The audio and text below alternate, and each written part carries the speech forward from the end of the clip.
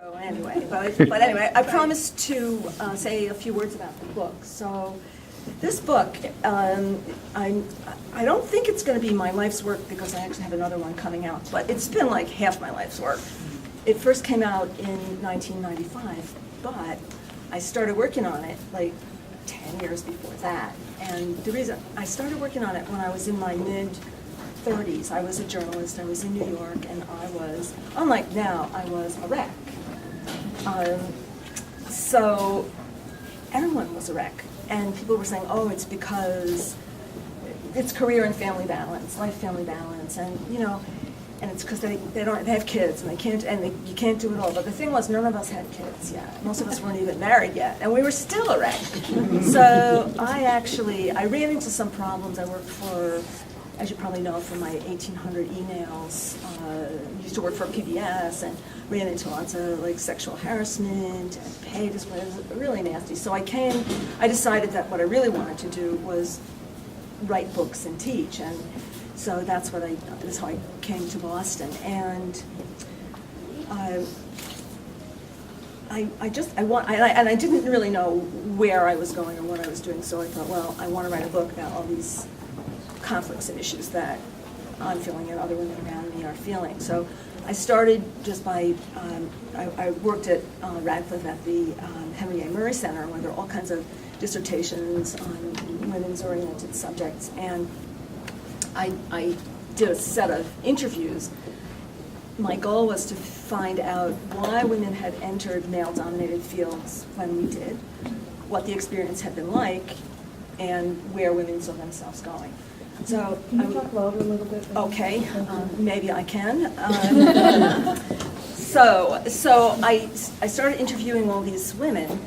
I interviewed 30 women, and I had all these interviews, and I thought, okay, I'm going to look at the interviews, and then I'm going to like have a book. I couldn't. These things were 80, 90 pages. It was transcribed. It was really like, mush. But my cousin, I don't know if she may yet be coming. She may yet be coming, but she was the third daughter of 6 sisters, and she told me, she read through all these transcripts, well, she transcribed them, and she said, it's the mothers. And lo and behold, just about every woman I spoke with said that she had gone into a male-dominated career because she didn't want to have the kind of life that her mother led, and most of the mothers turned out to have been housewives or homemakers in the 1950s, or their mothers had jobs that were kind of part-time nurse or something because they had to work. Previous studies had shown that women who went into male-dominated professions, they did that because they really wanted to emulate their fathers. They identified with their fathers, but these women were really different. They liked and admired their mothers for their mothers' sort of nurturing traits, but they didn't want lives like their mothers had had. And the women I interviewed saw their mothers as kind of subservient to men. So they resolved, and sometimes their mothers were very supportive of them, sometimes not, but to go into a real career. And you know, we sort of came of age at the time of the women's movement, and many people really wanted to fight for equality and such, but I believe that the underlying drive came from this sort of wanting to, they admired their mothers, but they didn't want to have lives like them, so it set up a sort of a conflict within them.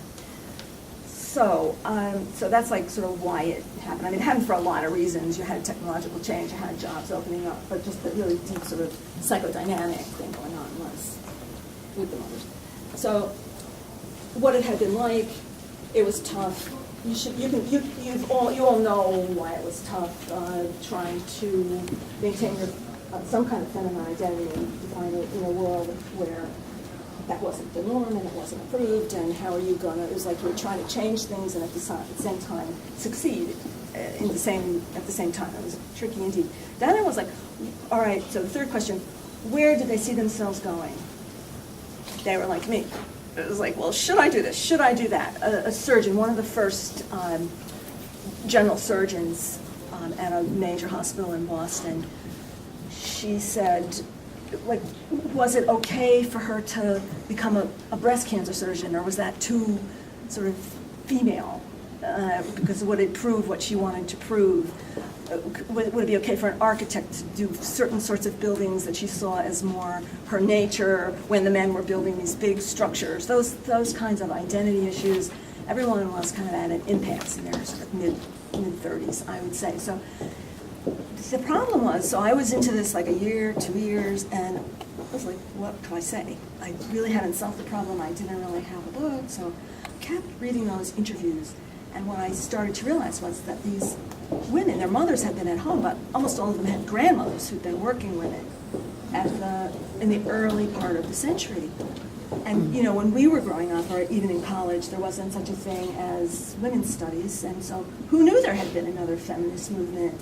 But in fact, from about the 1880s through kind of 1925, or even 1930, women were increasingly going into what we now see as sort of male-dominated fields. And in fact, there were more women scientists, college professors, college presidents in 1930 than in 1960. So I'm like, oh.